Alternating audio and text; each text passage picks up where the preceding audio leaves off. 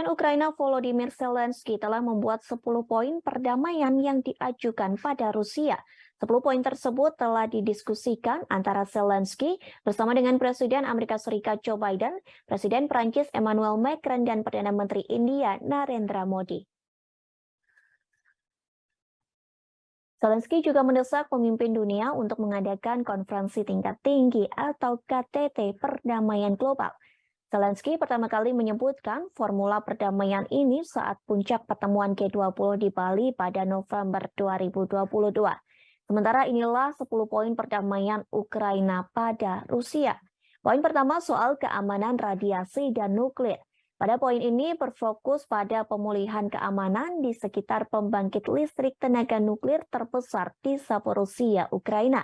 Diketahui wilayah tersebut kini diduduki oleh Rusia. Poin kedua terkait ketahanan pangan.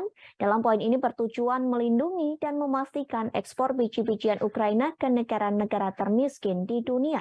Ketiga, soal keamanan energi. Fokus poin ketiga merupakan pembatasan harga sumber daya energi Rusia. Selain itu, tujuan pada poin ini yakni memulihkan infrastruktur listrik yang setengahnya telah dirusak akibat serangan Rusia.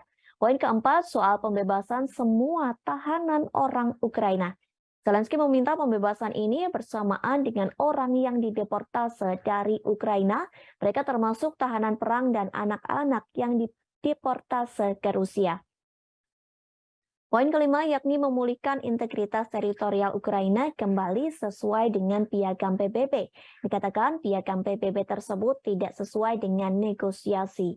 Poin selanjutnya soal Ukraina meminta penghentian permusuhan, pemulihan perbatasan negara Ukraina dengan Rusia.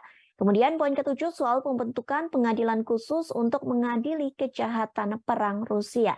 Lalu pada poin ke-8, Zelensky meminta perlindungan lingkungan dengan fokus pada penghapusan ranjau dan pemulihan fasilitas pengolahan air.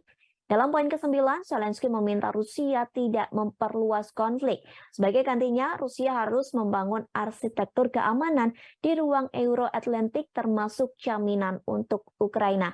Poin terakhir, Zelensky meminta konfirmasi Rusia agar mengakhiri perang.